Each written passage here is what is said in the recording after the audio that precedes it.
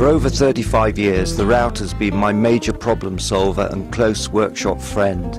In fact, over the years, I've got my hands on numerous routers, whether it be testing them for magazines, including them in my books and DVDs, or using them on my teaching courses.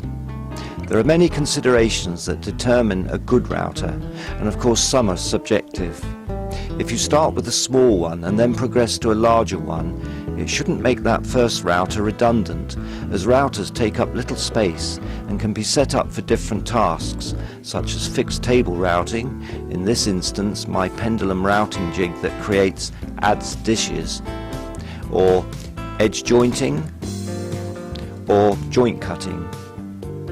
When you think about it, the router really is an incredible tool, as the sheer range of cutter types, which are highly precise bits of metal spinning at very high speed, in conjunction with endless manufacturers and shop-made jigs, make it the most versatile tool in the world. Of course, you can spend £100 on a cutter, or buy a router as cheap as £25, although I wouldn't recommend this one, as the dead man's safety switch has to be held on while you plunge the router, which is completely a no-no, as awkward control can lead to frustration that can lead to an accident.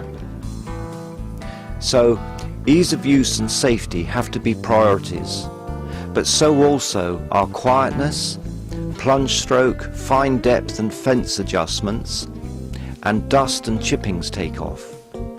And then seemingly minor considerations such as the length, thickness and flexibility of the power cable, and the visibility of the cutter not hindered by the dust takeoff. You know, it's a bit like mobile phones. There's hardly a single one on the market that combines all the essential features, and it's only when you get it home that the shortcomings are revealed, such as battery life. Well, for many years I produced furniture with this 1850 watt half-inch router, which is easy to use but fairly hefty. Now, in the autumn of my youth, if I were to take just one router to my desert island, it has to be the one I tend to almost unconsciously pick up most days.